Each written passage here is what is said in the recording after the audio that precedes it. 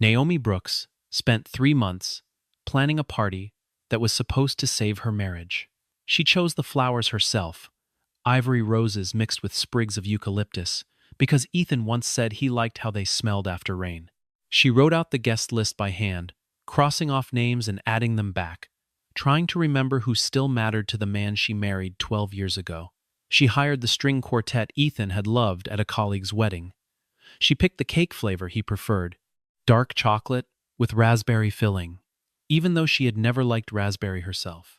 Every choice she made that season was really a question she did not dare ask out loud. Did he still see her at all? 12 years earlier, Naomi Brooks had been a young architect with more talent than capital, and Ethan Whitmore had been a law student with more ambition than patience. They built a firm together in a rented office, above a dry cleaner, 2 desks pushed against opposite walls, arguing over blueprints until midnight, and falling asleep on the same couch. Back then, Ethan used to say she was the reason any of it worked, that her eye for design was the thing clients actually remembered.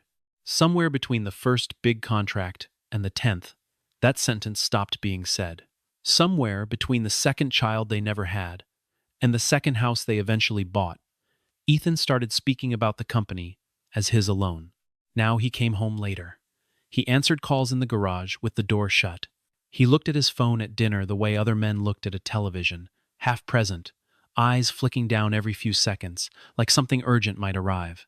Naomi noticed all of it, the way an architect notices a hairline crack in a foundation, long before anyone else worries about the building falling down. She did not accuse him. She did not demand explanations. She kept setting the table for 2, kept ironing his shirts, kept believing that a woman who built an empire out of nothing could rebuild a marriage out of almost nothing too. The morning of her birthday, she stood in the kitchen finalizing seating arrangements while caterers moved boxes past her through the back door. She had placed herself 2 seats down from Ethan at the head of the table, a small, private test to see if he would notice and move her back beside him. She had ordered a cake with 39 candles, 1 for every year, and a smaller box wrapped in gold paper that she placed carefully beside it, a box she had been building toward for months, though nobody else in that house understood what it truly contained. She wiped down the counter, smoothed her dress, and reached for Ethan's phone, charging on the counter, to move it off the marble before the caterers set down trays. That was when she saw it. Lit up on the lock screen for 3 seconds before it dimmed again. A single line from a contact, saved only as a heart emoji. "Can't wait to see you tonight." Naomi did not gasp. She did not drop the phone. She set it down exactly where it had been, turned it face up the way it always sat, and walked back to the caterers to ask if the champagne was chilled enough. Inside her chest, something had gone very still and very cold, the particular stillness of a woman who has just confirmed what she already suspected, and who has already, quietly, begun to prepare for it. By 7 that evening, the house had filled with the low murmur of a party finding its rhythm. Candlelight moved across the dining room in soft gold waves, and laughter rose and fell near the bar where Ethan's cousins were arguing about golf handicaps. Margaret Whitmore arrived first among the family.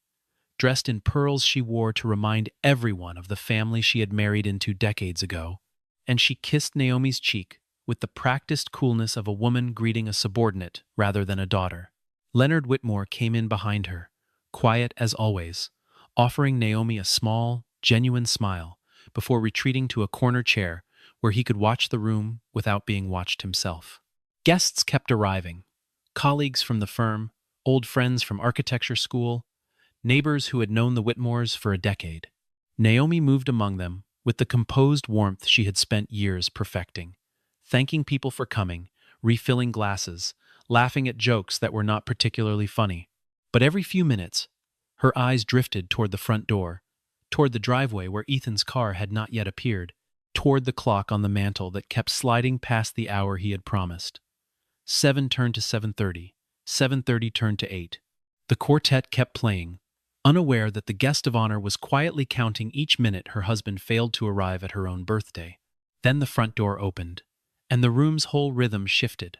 Ethan stepped in wearing the navy suit Naomi had bought him for their anniversary, smiling the wide, easy smile he used for clients and juries, the smile that told a room everything was under control even when it was not. Beside him walked a woman none of the guests recognized immediately. Tall, poised, dressed in a red gown that seemed engineered to be noticed, her arm looped through Ethan's like she belonged there. For one suspended second, the entire party seemed to hold its breath, waiting for an explanation that would make sense of what they were seeing. Ethan raised his voice over the quartet, cheerful, casual, as though introducing an old friend rather than detonating a marriage in front of 40 witnesses. "This is Vanessa," he said. "She's been a huge part of my life this year, and I wanted her here. She deserves to celebrate with us." A ripple moved through the crowd, uncertain laughter from someone near the bar, an awkward cough from a cousin who didn't know where to look. Margaret said nothing, her expression unreadable, which for Margaret was its own kind of endorsement. A few guests actually laughed outright, assuming this had to be some elaborate joke, some strange bit of theater Ethan had planned as part of the surprise. Naomi did not laugh. She did not gasp, did not confront him, did not make a single sound that would give the room permission to treat this as a scene. She simply stood near the cake table, hands folded, her face arranged into the calm, unreadable mask she had spent 12 years learning to wear in boardrooms full of men who underestimated her. Somewhere behind that stillness, something had already been decided, though nobody watching her that night could have guessed what it was. And then, as the quartet shifted into a lighter song, and Ethan guided his guest deeper into the room, Vanessa walked directly toward the head of the table and lowered herself into the chair, reserved for the wife of the house. The chair beside Ethan's had been set with care that morning, a small place card in Naomi's own handwriting resting against the wine glass, her name written in the careful cursive she used for important things. Vanessa slid the card aside without looking at it, as if it were a used napkin someone had forgotten to clear, and settled into the seat with the ease of a woman who had rehearsed this moment in her head many times before tonight. Ethan pulled out the chair for her the way a man pulls out a chair for someone he intends to keep. Around the table, forks paused mid-air. Somebody's champagne glass caught the light and nobody drank from it. Naomi walked to the table anyway, because a hostess does not abandon her own room, and she took the empty seat 2 chairs down, exactly where she had placed herself that morning, though now the symbolism of that choice had become something crueler than she intended. She smiled at her guests. She asked the caterer to bring out the appetizers. She complimented Margaret on her pearls. Nothing about her voice cracked, nothing about her hands trembled, and the guests who watched her closely began to wonder if perhaps they had misjudged the whole scene, if perhaps this arrangement was somehow already known and accepted within the family. It was not. Vanessa reached over at one point and rested her hand on Ethan's forearm, letting it linger there a beat too long, glancing sideways to see who was watching her do it. She leaned in and whispered something in his ear that made him laugh, the private, low laugh he used to save for Naomi during their first years together. Someone at the far end of the table lifted a phone to take a photo of the party, and Vanessa turned toward the lens instinctively, chin angled, as though she had been waiting all evening for exactly this kind of attention. Naomi watched the whole performance without blinking, filing it away with the same precision she used when documenting a design flaw in a client's blueprint. The cake arrived on a silver cart pushed by one of the caterers, 39 candles flickering gently, and the room dutifully began to sing. Ethan stood beside Naomi for the photograph, one hand on her shoulder for appearance's sake, and Vanessa positioned herself just behind them in the frame, close enough to be visible, far enough to claim innocence if anyone questioned it later. Naomi blew out the candles in one breath and thanked everyone for coming, her voice warm and even, and if anyone had been listening closely, they might have noticed that she never once looked at her husband while she said it. As the cake was sliced and passed around the table, Ethan seemed to grow bolder, as though Naomi's silence were a kind of permission. He made a joke at her expense about a design project that had run late years ago, the kind of story he used to tell affectionately, but now told with a small, sharp edge meant to land in front of an audience. Vanessa laughed loudest of anyone, a laugh calibrated to be heard, and a few of the younger cousins laughed along with her, simply because laughter is contagious, and nobody in that room wanted to be the one who broke the spell of forced normalcy. Naomi smiled through it, cut another slice of cake, and passed it down the table without comment. By the time the plates were mostly empty, Vanessa had grown careless with her satisfaction, dropping small comments about a recent trip she and Ethan had taken. A trip Naomi had never heard about, framed vaguely enough to seem accidental, but pointed enough to be unmistakable. She mentioned a restaurant in a city 3 states away, a hotel with a view of the water, the kind of detail a woman shares when she wants credit for an affair without confessing to one. Margaret's fork paused over her plate for just a moment, the first crack in her composure all evening, though she quickly resumed eating as if nothing had registered. Around the table, the mood had curdled into something the guests could feel, but couldn't quite name, an unease thickening beneath the polite conversation. Somewhere near the back of the room, a young cousin who had grown up idolizing Naomi finally set down her fork, jaw tight, eyes darting between Ethan and his mistress with open disbelief. An old friend from architecture school reached for her husband's hand under the table, the universal gesture of someone bracing for a scene about to happen.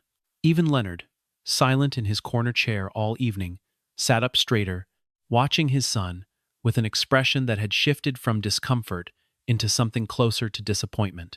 The air in the room had changed, the way it changes before a storm arrives, everyone sensing pressure building even before the first sound of thunder. And then Naomi rose from her chair, unhurried, and the entire table quieted instinctively, the way rooms do when someone who has been silent for a long time finally decides to speak.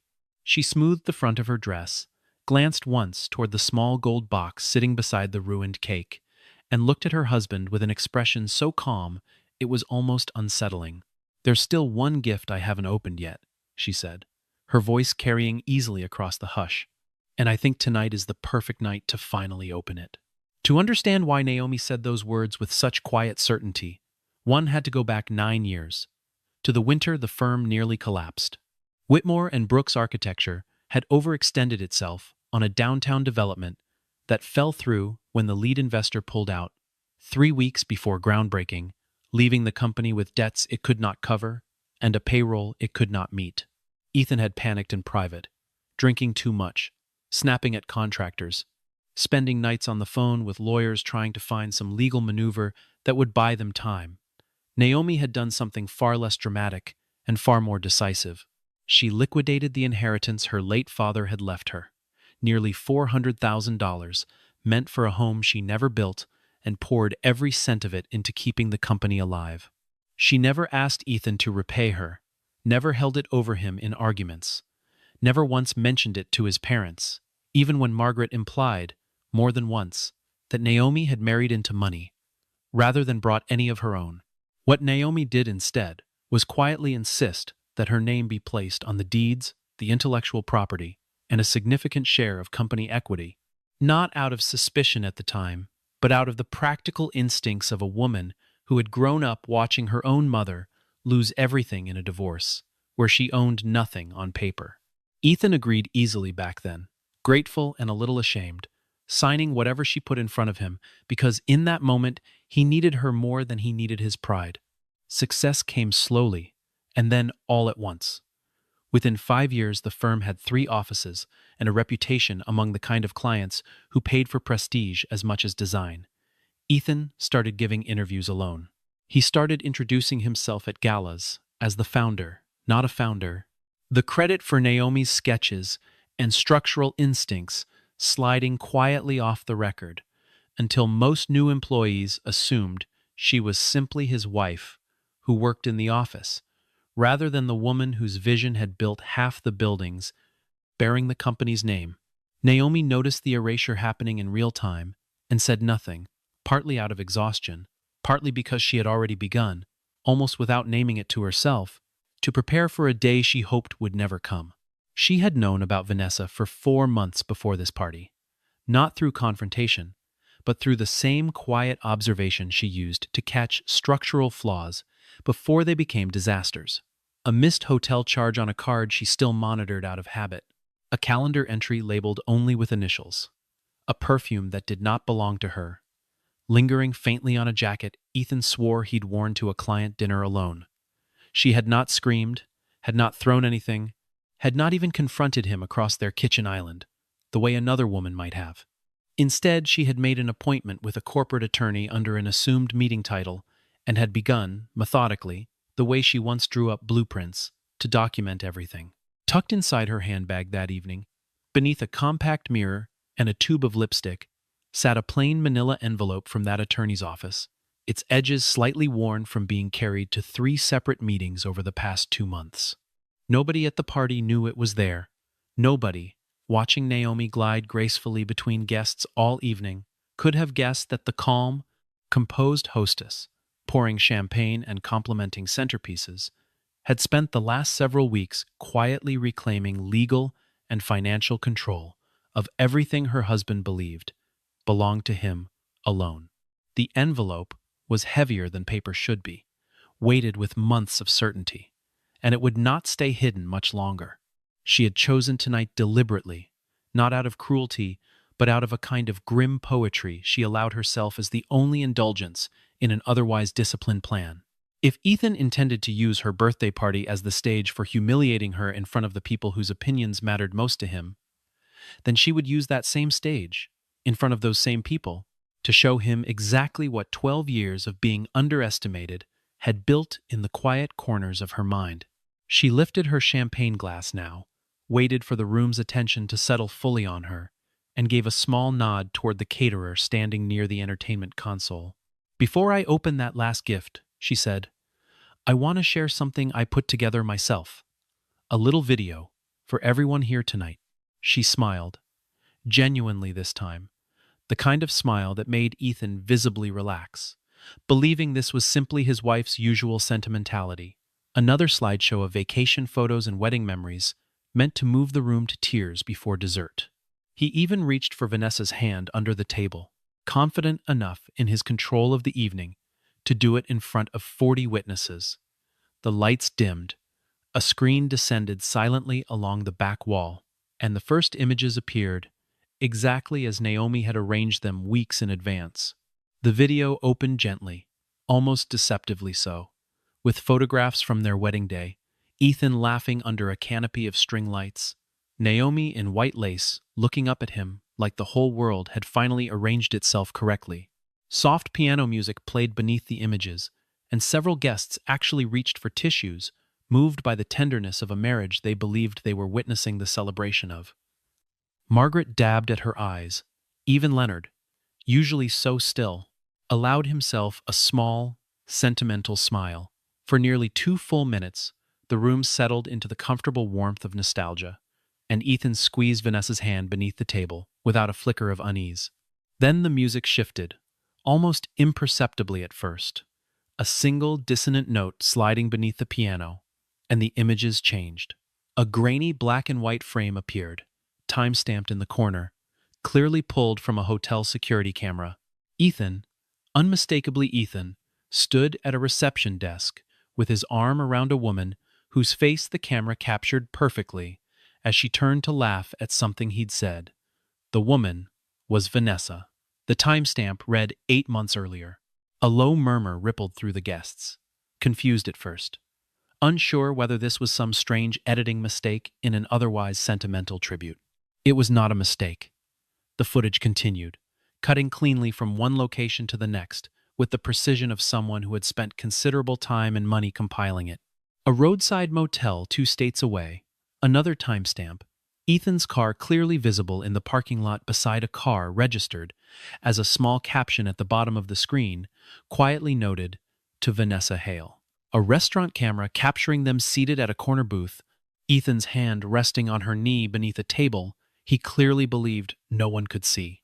The piano music had faded out entirely by now, replaced by a heavy, expectant silence that filled the room more completely than any music could have. Vanessa's face drained of color first. She pulled her hand back from Ethan's grip as though it had suddenly caught fire, glancing frantically around the table at the guests now staring at her, at the enormous screen still playing footage of her own affair back to her in high definition.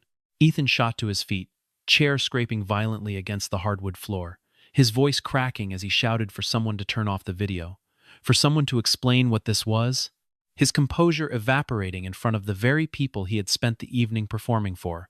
Naomi remained seated. She simply lifted her champagne glass, took a slow, deliberate sip, and watched the screen continue to play.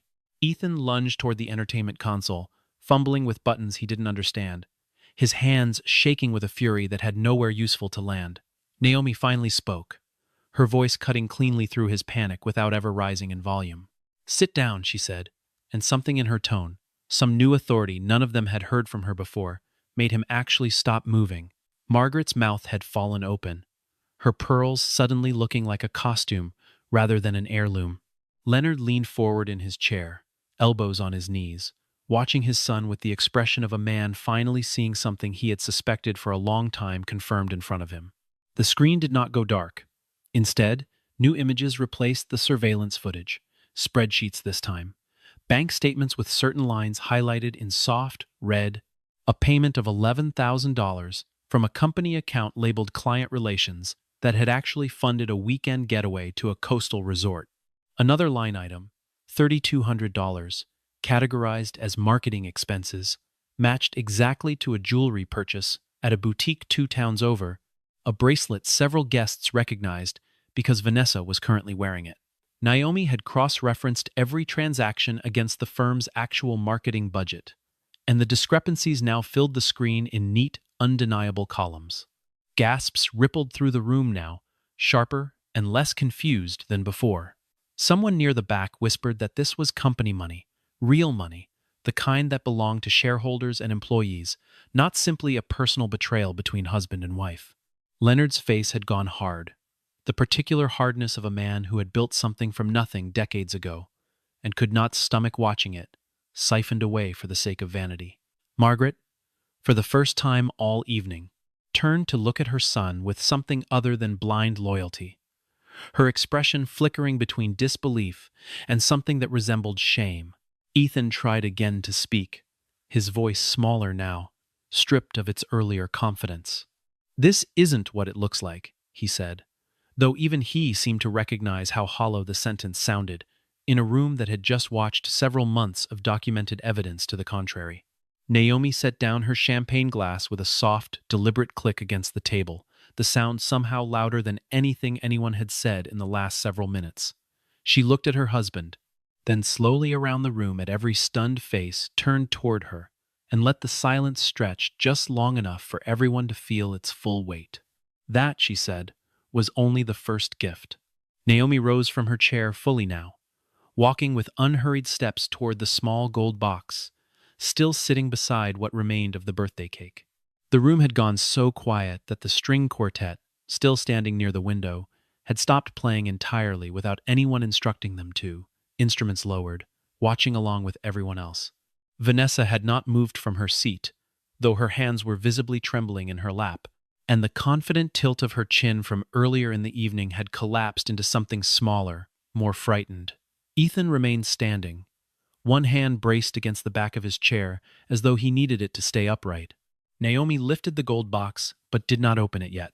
Instead, she reached into her handbag and withdrew the manila envelope she had carried through the entire party, setting it on the table with the same care she once used, laying out blueprints for a client who had no idea yet how much their world was about to change.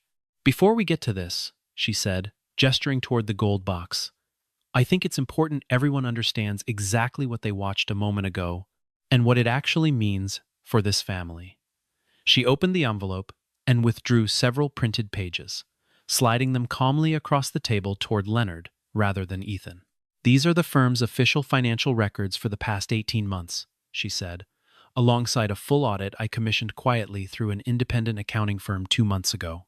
Leonard's hands, usually so steady, trembled slightly as he lifted the pages closer to read them beneath the dim lighting. "Every discrepancy on that screen matches exactly what's documented here," she continued, her voice never once wavering, never once raising into accusation, simply laying out fact after fact the way she had spent a career laying out load-bearing calculations that could not be argued with. Nearly $90,000 over the past year alone, diverted from company accounts under false categories, all authorized under Ethan's signature. A ripple of shock moved through the family members, seated closest to Leonard, as he passed the pages down the table for others to see. Margaret reached for them with visibly shaking hands, scanning the numbers as though she could will them into being wrong through sheer force of disapproval. Some of the guests who worked for the firm exchanged uneasy glances, recalculating in real time what this might mean for their own positions, their own paychecks, their own futures tied to a company now revealed to have been quietly bleeding money for someone's affair. Ethan tried once more to interject, insisting there had to be some misunderstanding, some accounting error that could easily be explained, but his voice had lost whatever authority it once carried in that room. Naomi did not respond to him directly. Instead, she turned toward Leonard, who was still staring down at the papers in his lap, and asked him gently whether he remembered the winter the firm nearly collapsed, 9 years earlier, when a downtown project fell apart and payroll couldn't be met. Leonard nodded slowly, memory visibly surfacing behind his eyes. "Do you remember whose money actually saved the company that winter?" she asked, her voice softer now, almost tender, though every word landed with precision. Leonard looked up at her, something like recognition and long overdue respect crossing his weathered face, and said quietly that he did remember, that he had always remembered, though he had never said so out loud in front of his son. The room absorbed this new information slowly, guests recalculating everything they thought they understood about the marriage they had been watching unravel for the past hour. Ethan sat back down heavily, the fight visibly draining out of him, as he began to understand that Naomi was not simply reacting emotionally to an affair. She was systematically, calmly, dismantling every assumption he had built his life upon. Naomi placed one final piece of paper on the table, a summary page with a single number circled in red at the bottom, the total amount diverted from company funds over 18 months laid bare for the entire family to see.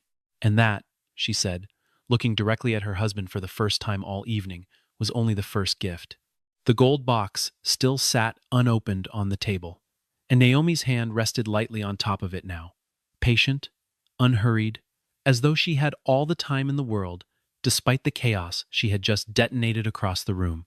Ethan stared at it with something close to dread, his earlier arrogance long gone, replaced by the specific fear of a man who suddenly understands he has badly misjudged an opponent he never thought to take seriously. Vanessa had gone completely silent, her red gown suddenly looking less like a triumphant statement and more like a costume for a role she no longer wanted to play. Margaret's pearls sat still against her collarbone, her whole body rigid, waiting. Naomi finally lifted the lid off the gold box, folding back the tissue paper inside with the same steady hands she used for everything else that evening. She withdrew a slim leather folder first, setting it on the table, and beside it, a second folder, thicker, bound with a clip that caught the candlelight. "This is a filing for divorce," she said simply, resting her hand on the first folder, "already reviewed and signed by my attorney, ready for Ethan's signature whenever he'd like to make this official." Nobody in the room made a sound. Somewhere near the back, a fork finally clattered against a plate, the noise sounding enormous in the silence that followed. She opened the second folder next, sliding out several dense pages stamped with the state's business registry seal. "This one is a transfer of majority ownership," she said, her voice still even, still calm, documenting a shareholder vote that took place 3 weeks ago, formally confirming that I now hold controlling interest in Whitmore and Brooks Architecture. Ethan let out a short, disbelieving laugh, shaking his head as though this were some elaborate bluff he could simply refuse to acknowledge. "That's not possible," he said, his voice cracking around the edges. "The company is mine. My name is on the door. I built this from nothing." Naomi didn't flinch. She reached for the final document in the folder, a formal board resolution, and read the relevant line aloud, without raising her voice even slightly. "Effective immediately, Ethan Whitmore is removed from his position as Chief Executive Officer of Whitmore and Brooks Architecture, pending review of the financial irregularities documented in the attached audit." She set the page down gently in front of him, close enough that he could read his own name printed beside the word "removed."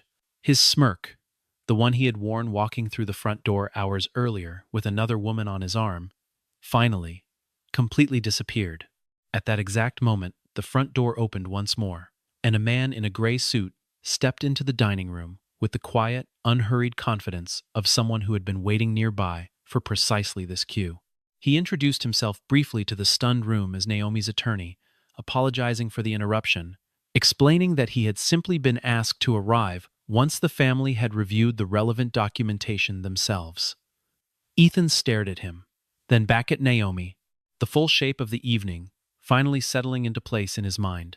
The party, the video, the paperwork, all of it engineered with the same architectural precision she once used, designing buildings that outlasted every storm thrown against them. The attorney set his briefcase on the table and opened it without ceremony, withdrawing a final set of documents already bearing several signatures from board members who had apparently met with Naomi in the preceding weeks. He explained, in the measured tone lawyers use when they know a room is too shaken to interrupt them, that the board had unanimously approved the transfer of controlling shares to Naomi Brooks, that the vote had been conducted properly and legally, and that Ethan's removal as chief executive officer was effective as of that signature, dated 3 weeks prior, long before this party had even begun. Leonard, still holding the earlier financial pages in his lap, nodded slowly, as though confirming something he had quietly known was coming. It was Leonard who spoke next, his voice low but carrying easily through the silent room.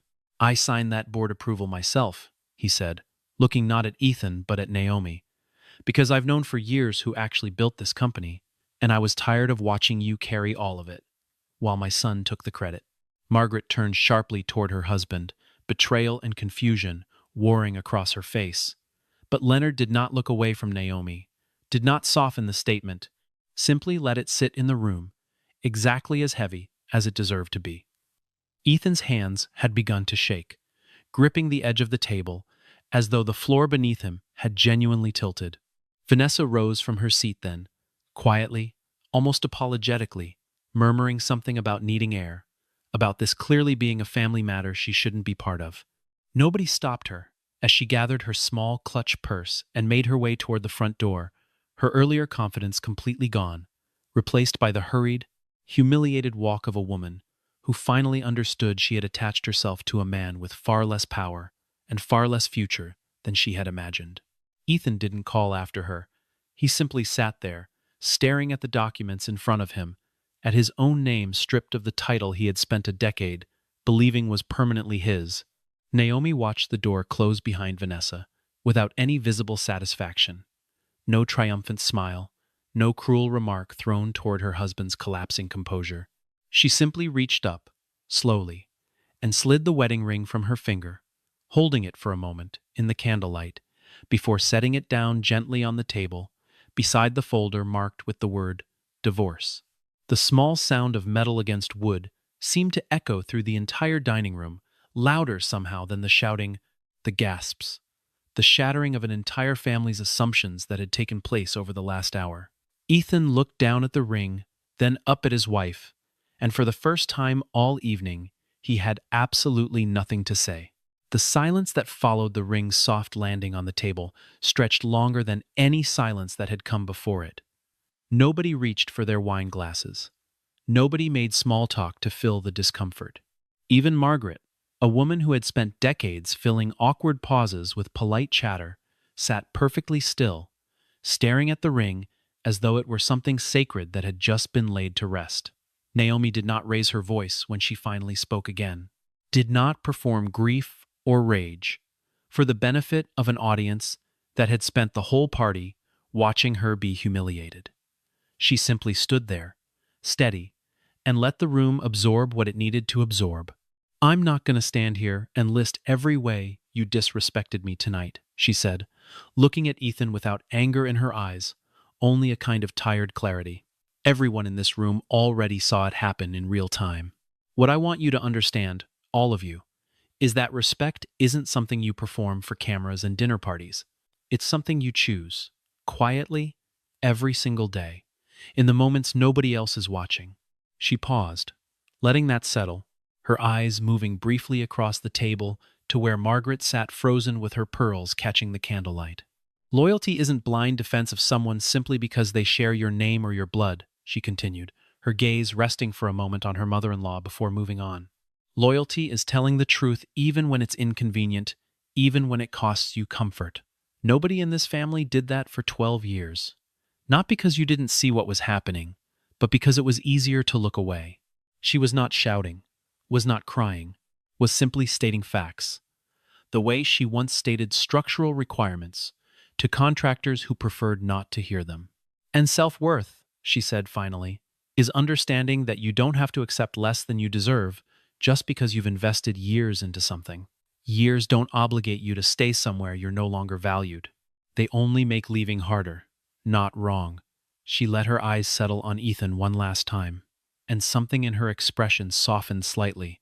Not forgiveness exactly, but something close to closure. A few guests around the table had begun quietly wiping their eyes, moved, not by sentimentality now, but by something closer to recognition. The particular shame of realizing they had watched someone be diminished for years and said nothing. Ethan finally found his voice, though it came out smaller than anyone had heard it all evening, stripped of its usual courtroom confidence. "Naomi," he said, "please, I'm sorry. I never meant for it to go this far. I never meant to lose everything like this." He reached toward her hand resting on the table, and for one brief moment, it seemed the whole room held its breath, waiting to see if 12 years of history might pull her back toward him despite everything that had just happened. Naomi looked down at his hand, then gently, without cruelty, without drama, moved her own hand out of his reach. "I believe that you're sorry you're losing things," she said quietly. "I'm not sure you're sorry for what you actually did. There's a difference, and I think somewhere inside you, you already know that difference too." She did not wait for him to respond. She turned instead toward her guests, thanked them, with genuine warmth, for coming to celebrate her birthday, even though the evening had not gone the way anyone expected. She thanked the caterers. She thanked the quartet, who had quietly resumed a soft, low melody in the background sometime during the last few minutes, as if even they understood the room needed something gentle to hold on to. Then Naomi picked up her small clutch purse from the back of her chair, smoothed the front of her dress one final time, and walked toward the front door with the same steady, unhurried steps she had used to deliver every devastating truth that evening. She did not look back at Ethan, slumped in his chair. She did not glance toward Margaret's stricken face or Leonard's quiet, respectful nod. She simply reached the door, opened it herself, and stepped out into the cool night air, leaving behind a party that would be talked about for years, and a family finally forced to see clearly what they had spent over a decade refusing to look at directly. 1 year passed, and the woman who walked out that front door bore very little resemblance to the wife who had spent 3 months planning a party meant to save a marriage already beyond saving. Naomi Brooks now ran Whitmore and Brooks Architecture, though the name on the building's glass entrance had quietly changed to simply Brooks Architecture within the first 6 months, a decision the board approved unanimously and without hesitation. Under her leadership, the firm secured 3 major contracts it had previously lost to competitors, expanded into 2 new cities, and was profiled in a national design publication that called her one of the most influential architects of her generation, a description that would have seemed impossible to imagine the night of that birthday party. She woke early most mornings now, made coffee in a kitchen that belonged entirely to her, and walked into an office where every decision, every credit, every signature finally carried her name without qualification. She had rebuilt her life not through grand gestures or public statements, but through the same patient, disciplined work ethic that had built the company in the first place. One blueprint, one contract, one careful decision at a time. Colleagues who once overlooked her in meetings now sought her opinion first. Young architects, particularly young women, entering a field that had rarely made space for them, began asking to work under her specifically, citing her as the reason they believed the industry could change. Ethan's decline unfolded in the opposite direction, slow at first, then unmistakably steep.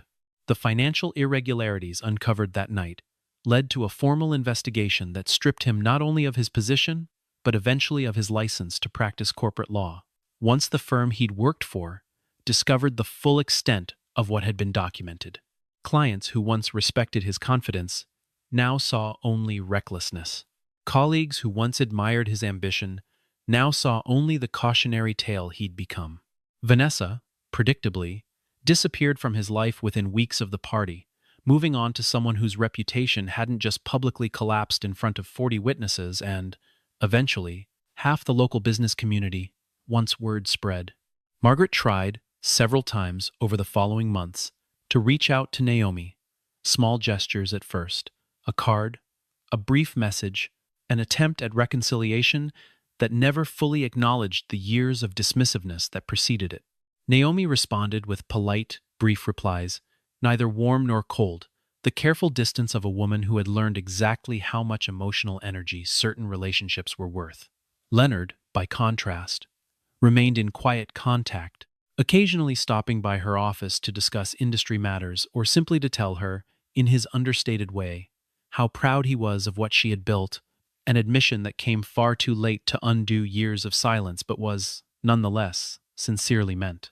On the evening of her 40th birthday, exactly 1 year after the party that changed everything, Naomi stood alone in her new office on the top floor of a building she now owned outright, the city lights spreading out below her window like a field of quiet stars. There was no elaborate celebration this time, no string quartet, no carefully chosen flowers meant to please someone else's memory. She had asked a few close friends and colleagues to join her for a simple dinner earlier that evening, and now, in the stillness after they'd gone home, she allowed herself a moment entirely her own. On her desk sat a single small box, wrapped simply, a gift she had bought for herself. She opened it slowly, the way she had learned to do everything that mattered, without rushing, without needing anyone else's permission to enjoy the moment. Inside sat a set of keys, freshly cut, engraved along the metal with the words Brooks Architecture, the keys to the new headquarters she had spent the past year designing and building from the ground up, entirely under her own name, entirely her own vision made real.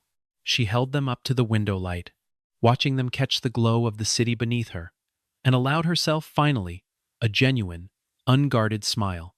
The most beautiful gift, she said softly to the empty office, to no one but herself, isn't being loved by someone who no longer values you. It's being strong enough to walk away when love stops being worth staying for. She set the keys down gently on her desk, turned off the office lights, and walked out into a life that finally, completely, belonged to her alone.